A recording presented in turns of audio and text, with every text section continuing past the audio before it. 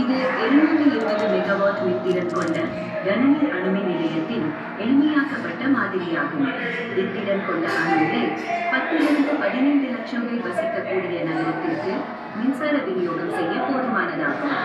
நிஜ அணு உலைகள் இந்த மாதிரியை விட 150 மடங்கு பெரிதாக இருக்கும். இந்த அழகான உருளை வடிவ மாதிரி அணு உலை கட்டிடத்தில் பிரதிபலிக்கிறது. உண்மையில் இது 72 மீட்டர் உயரம் மற்றும் 46 மீட்டர் விட்டம் கொண்ட சிறந்த கட்டமைப்பாகும். செவ்வக வடிவில் இருப்பது டர்பைன் கட்டிடமாகும்.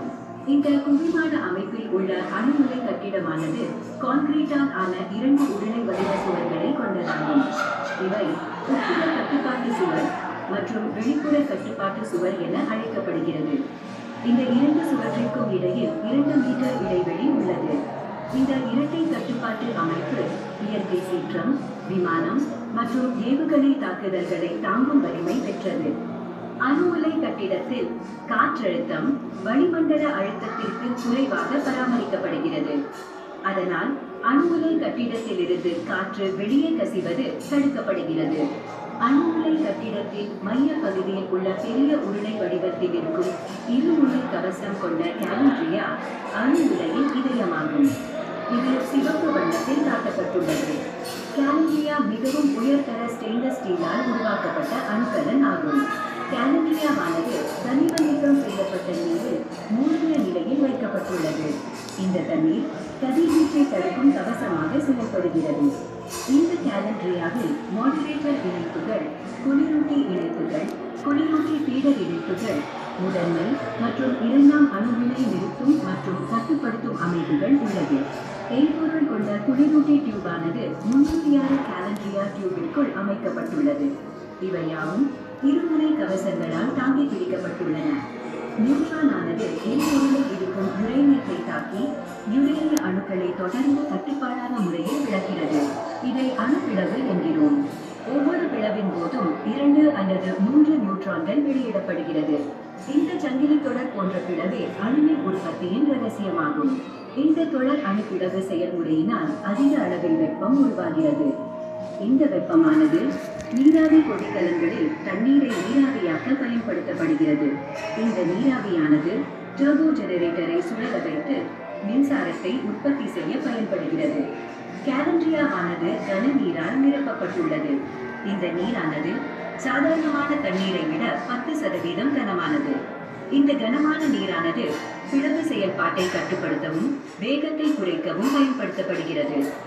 கன நீரானது 2 டியூட்ரியம் அணுக்களை கொண்டதாகும். இதற்கு அதிக அளவில் நியூட்ரான்களை உறிஞ்சும் தன்மை கிடையாது. இது மாடரேஷன் என்ற செயல்முறைக்கு மிகவும் அவசியமாகும்.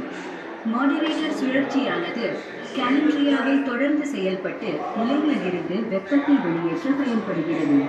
புதிய எரிபொருளை உள்ளே நிரப்பவும் அல்லது பயன்படுத்தப்பட்ட எரிபொருளை உலையிலிருந்து வெளியேற்றவும் தனிப்பொறியால் கட்டுப்படுத்தப்பட்ட எரிபொருள் இயந்திரம் பயன்படுத்தப்படுகிறது. இந்த எரிபொருள் மாற்றம் உலை இயக்கத்தில் இருக்கும் போதே செய்யப்படுகிறது. இந்த வெப்பமடைந்த கனநீர் குளிர்வி கேலண்ட்ரியாவிலிருந்து வெளியேறி நீராவி கொதிகலன்களில் வெப்ப இடமாற்றம் செய்கிறது. 4 நீராவி கொதிகலன்கள் மற்றும் பம்புகள் கேலண்ட்ரியாவில் சாம்பல், வெள்ளி மற்றும் பச்சை நிறத்தால் காட்டப்பட்டுள்ளது. நீராவி கொதிகலன்களிலிருந்து வெளியேறும் நீராவியானது டர்பைன் கட்டிடத்திற்கு குழாய்கள் மூலம் எடுத்துச் செல்லப்படுகிறது. இந்த குழாய்கள் ஆரஞ்சு வண்ணத்தில் காட்டப்பட்டுள்ளது. நீராவியானது டர்பைன் பிளேடில் மூடி அதை சுழல வைக்கிறது. இதன் மூலம் டர்பைனுடன் இணைக்கப்பட்ட ஜெனரேட்டரும் சுழல்வதனால் மின்சாரம் உற்பத்தி செய்யப்படுகிறது. இந்த மின்சாரம் சுவிட்ச் யார்ட் மற்றும் டிரான்ஸ்மிஷன் சிஸ்டம் மூலம் எடுத்து செல்லப்படுகிறது. டர்பைனிலிருந்து வெளியேறும் நீராவியானது கண்டென்சரில் குளிர்விக்கப்பட்டு வெந்நீராக்கப்பட்டு நீராவி கொதிகலன்களுக்கு மறுபடியும் எடுத்துச் செல்லப்படுகிறது. இங்கே டர்பைனுக்கு கீழே நீல வண்ணத்தில் குறிக்கப்பட்டிருப்பது கண்டென்சர் ஆகும். நமது இந்திய தயாரிப்பில் உருவான 270 மெகாவாட் மின்திறன் கொண்ட கனநீர் அணுமின் உலையானது 2 துரிதமாக மற்றும் சுதந்திரமாக செயல்பட்டு அணு உலை இயக்கத்தை தானாகவே இருக்கும் வல்லமையுள்ள அமைப்புகளை கொண்டது.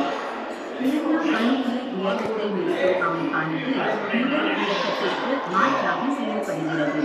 இந்த 2 வேகமாக இயங்கும் அமைப்புகள் பயன்பாடுகளுக்கு automatic liquid poison addition system மாற்றாக செயல்படுகிறது.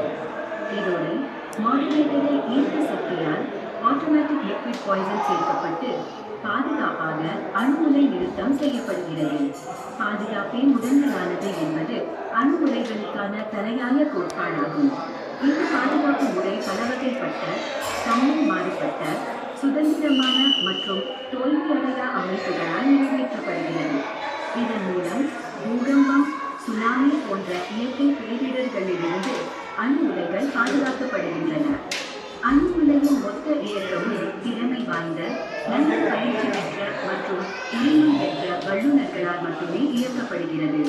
அணு உலை இயக்கத்தை தானாகவே நிறுத்தும் வல்லமை கொண்டுள்ள தானியங்கி அணுகுலை இயந்திரங்களை நிறுவுவதன் மூலம் மனித பிழைகளானது குறைக்கப்படுகிறது. இந்தியாவில் அணு உலை வடிவமைப்பு, கட்டுமானம், இயக்கம் மற்றும் பராமரிப்பு ஆகியவற்றை nuclear power corporation of India limited என்ற நிறுவனம் மேற்கொள்கிறது. நண்பர்களே, நீங்கள் எப்போது அணுமின் என்ற வார்த்தையை காதில் கேட்டாலும் முதலில் அதன் மதிப்பிற்குரிய பங்களிப்பை எண்ணி பாருங்கள். அணுமின் உற்பத்தி பாதுகாப்பான, சுத்தமான, சுற்றுச்சூழலுக்கு ஏற்றவாறு மற்றும் குறைந்த விலையில் கிடைக்கிறது என்பதை நினைவில் வையுங்கள். உங்கள் பொன்னான நேரத்தை